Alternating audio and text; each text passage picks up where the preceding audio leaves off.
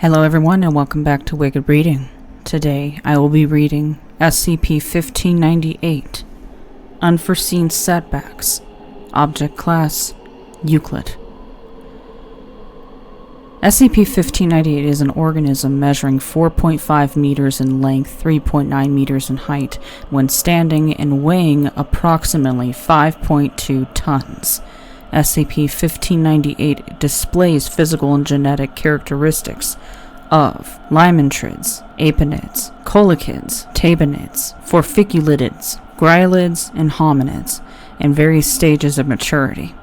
Apart from limbs, SCP-1598's surface is covered with irregular layers of chitinous plates, skin, urticating bristles, male and female genitalia, barbs, teeth, antennae, cerci, coarse hair, prehensile tongues, and occasionally underdeveloped wings.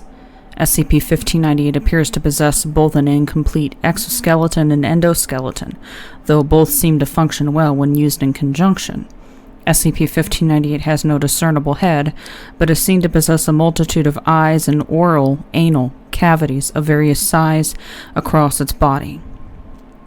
SCP-1598 consistently generates various appendages and internal organs at a rapid rate. This rapid and uncontrolled growth is also balanced by a form of circulatory apoptosis, as extremities, internal organs may only last for a few weeks before succumbing to avascular necrosis. These growths appear to have no symmetrical pattern and appear intermittently. Ingrown appendages have also been observed, as well as vice versa for internal organs. SCP-1598 has been observed to be extremely aggressive to staff equipped with weapons. SCP-1598 has also exhibited this aggressiveness to automated suppression systems.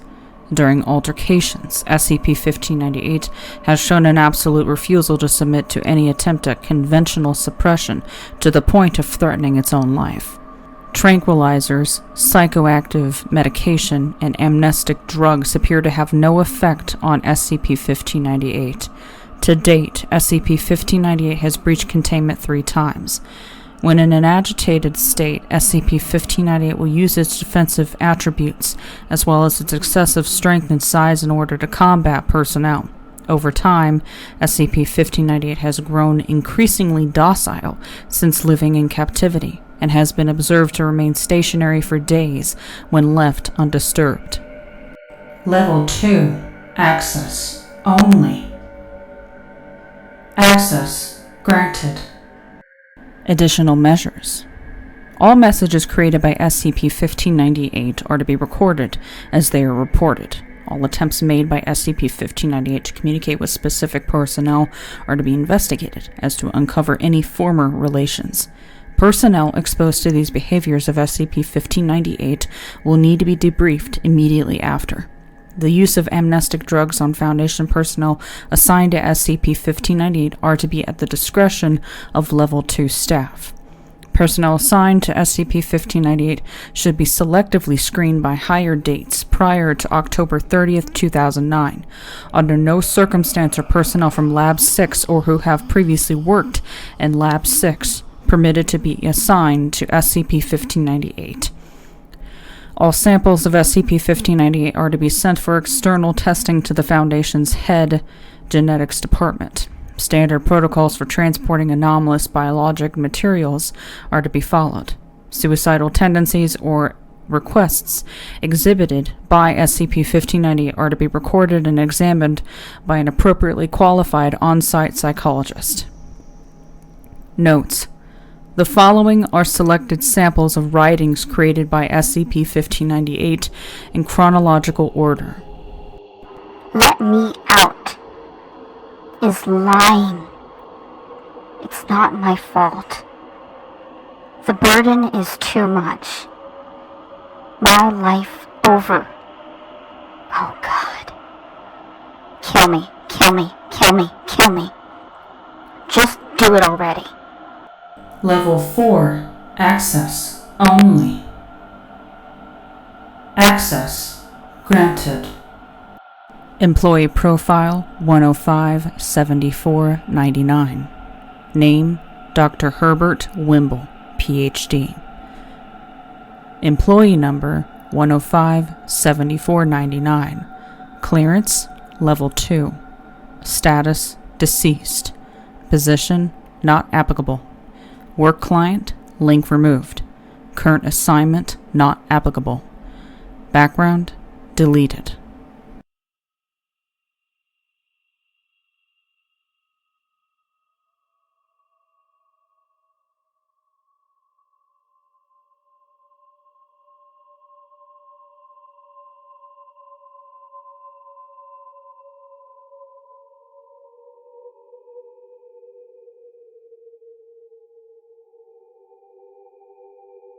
Addendum 001.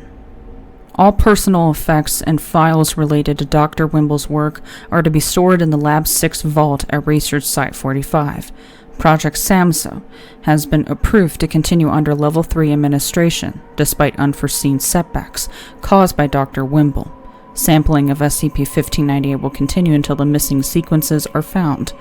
Messages written by SCP-1598 relating to former colleagues or possible evidence regarding intentions or missing work related to Project SAMSA are to be investigated further. Afterwards, SCP-1598 may be allowed to depreciate at its own natural pace. Addendum 002.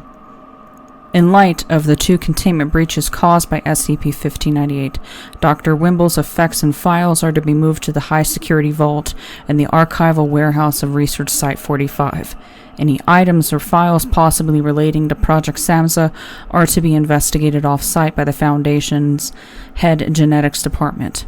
The extensive damage to Lab 6 and the adjacent offices caused by SCP-1598 will necessitate personnel and equipment to be temporarily assigned to Lab 5 and Lab 7 until investigators discover the item of SCP-1598's apparent interest. Addendum 002-1. SCP-1598's latest containment breach has caused structural damage to the archival warehouse and the high-security vault. SCP-1598 was successful in gaining access to the vault, but proved to be extremely frustrated and uncooperative afterwards.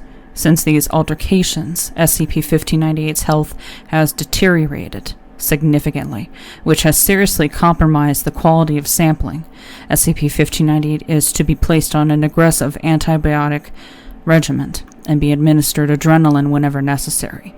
Life monitoring systems will be required from this point on until improvement is seen in sample quality. Notes: the following are selected samples of writings created by SCP-1598 in chronological order that are considered to be sensitive information. That doctor. He put it in me. To hide it. To protect it. I didn't want it. So he had to die. I can fix this. He had a cure. Where is it? Where did you put it? Why did you move? You idiots. Footnotes 1.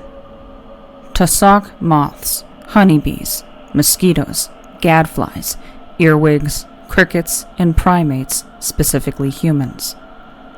Special containment procedures. SCP-1598 is to be contained in Cell 14 at Research Site 45.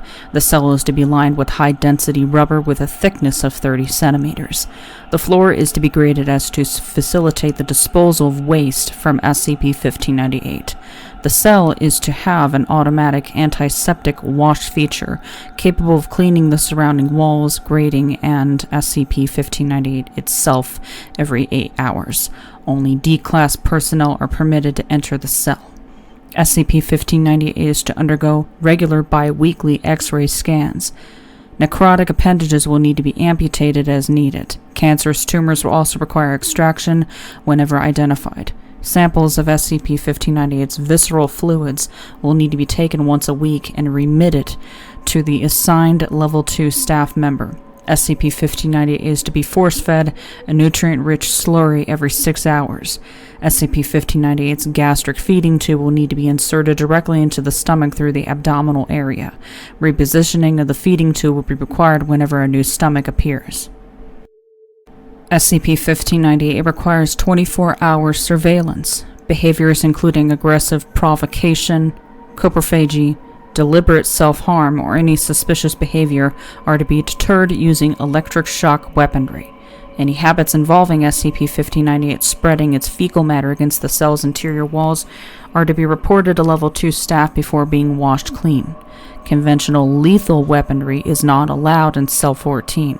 In the event of a breach, SCP-1598 is to be approached and suppressed using incapacitants, foam dispensers, and long-range electric shock weapons only.